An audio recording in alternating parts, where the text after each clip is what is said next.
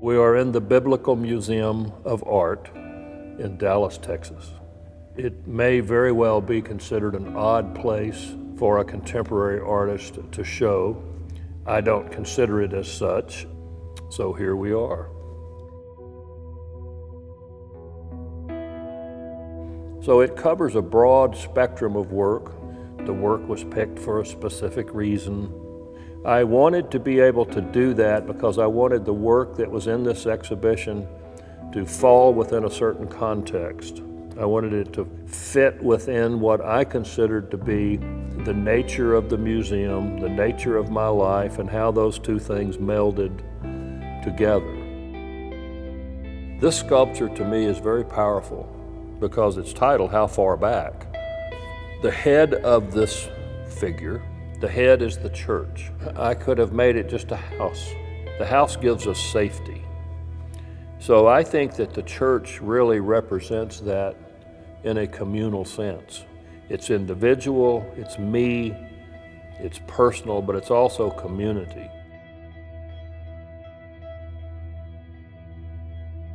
I put eyes in the front and the back, meaning you can see the future and you can see the past. Be here now. How many times have you heard that? Live for the moment. But if I only live in the moment, I don't get to plan anything. You know, I have to be in the past, I have to be here now, and I have to be in the future. I have to be in all three simultaneously. That to me is what this character is doing.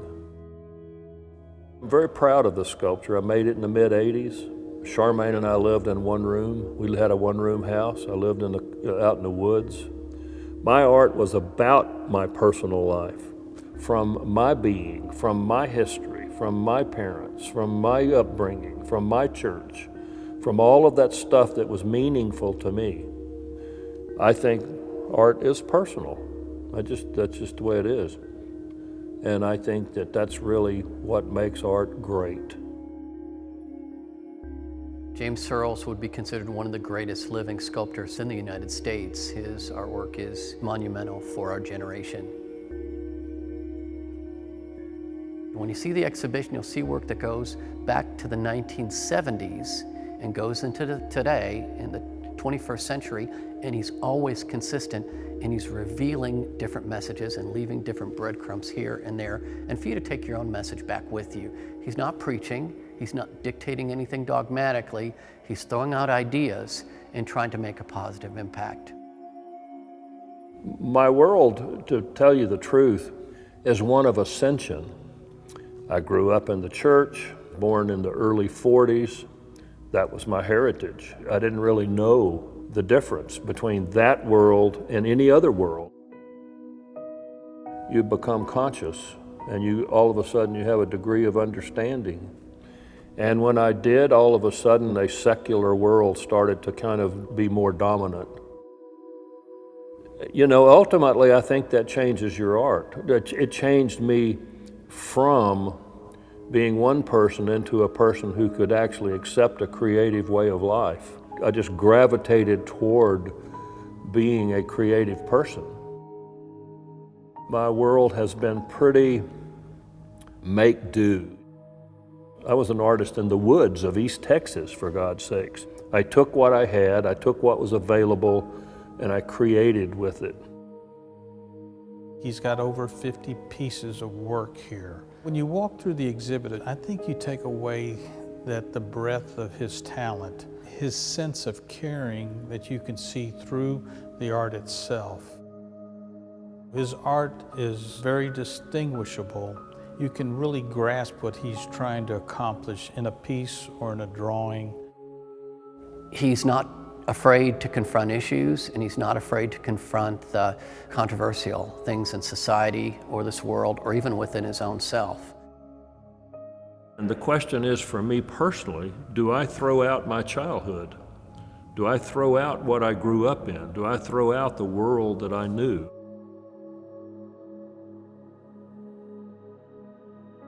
This drawing that is behind us here, there's a female holding needles. The needles have threads. The needles are sewing, making things that give us comfort. give us life. I think that thread, which I still use over and over and over, it's like an iconic symbol in my work. The needle, the thread, the bowl, the vessel. There is a thread that ties them together. I may not be able to fully understand or comprehend the thread, and therein lies what humanity calls the mystery. We love the mystery. The search is something that keeps us collected and going and moving forward. And all of this art, I think, has that. That's the thread that really ties all of this art together.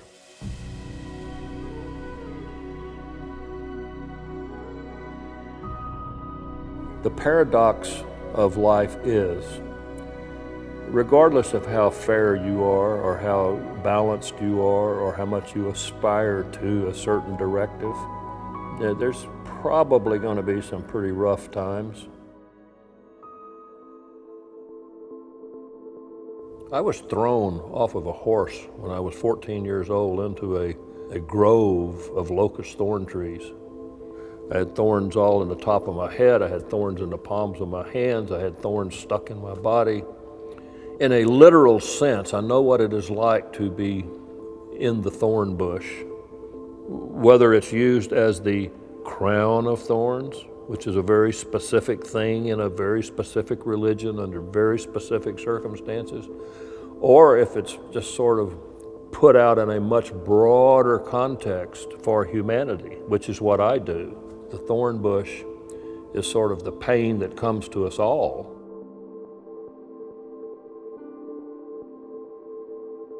I think that art should be titled what it is. If this is what it's about, then this is what you call it. There's a piece of sculpture in this show called Rough God. Well, it would be really nice if they do look at it long enough to have some degree of understanding of the message and the content of what I'm trying to say. What am I trying to say with this big drawing called We Are Building? We are building what? What are we building? You know, a life together. I think about that stuff all the time, and I make art about it. But I also make art about things that are on the kinder, gentler side of our existence. If you were looking for a symbol to represent the female, I think it would be the vessel. There's a lot of bowls in this show, a lot of visual bowls, drawn, physical, real. The male is the knife, the sword. All of those things show up over and over and over in different manifestations, but nevertheless, the symbolism is there in all of this work. A boat is like a bridge. A boat will take you somewhere. I've done pieces called Crossing Over. A bridge will take you to the other side. A lot of the things that were in the religious context, I don't adhere to them anymore. We learned early about creation, and God created. On the seventh day, He rested. Well, there's some big assumptions in there, and that is that He rested because creation was done. Wait a minute. I am still creating. I, as an individual human being on this planet, have the ability to create.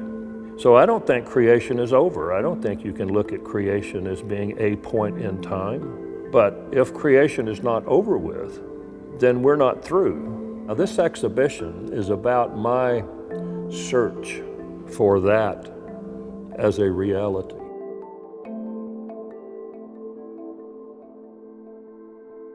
On each one of those slabs, there is a poem.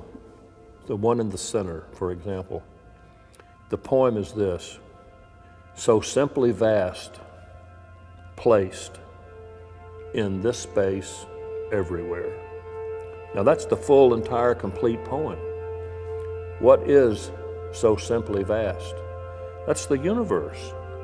I thought to myself, well, how am I going to do a drawing about that? So I did a set of hands, and I put within the centered portion of those hands where the fingers and thumbs came together, 3 little dots.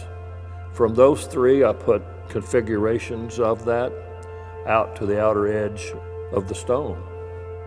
So here's the hands holding the center of the universe, expanding into the greatness of vast territory. These were done 30 years ago. They really have not been seen. They've been really laying low for all these years. I wanted to show them for this exhibition. When the reality that I was going to do this show, I thought, boy, they're really applicable, because each one of these poems is about something that's very highly spiritual. The spiritual context of my work has always been there. All of this stuff was made for me. It wasn't a commission, it wasn't made to sell, it wasn't made for any reason other than the fact that I've had this burning drive to make this statement. I want it to be looked at and thought about in a way that my art has not necessarily really been thought about. And I've always thought that the church and the creativeness belong together.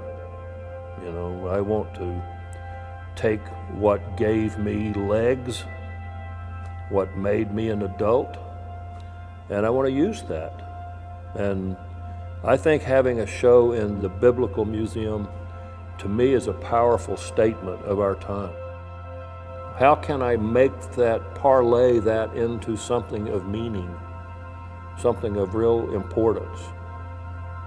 So I'm making the effort to do that.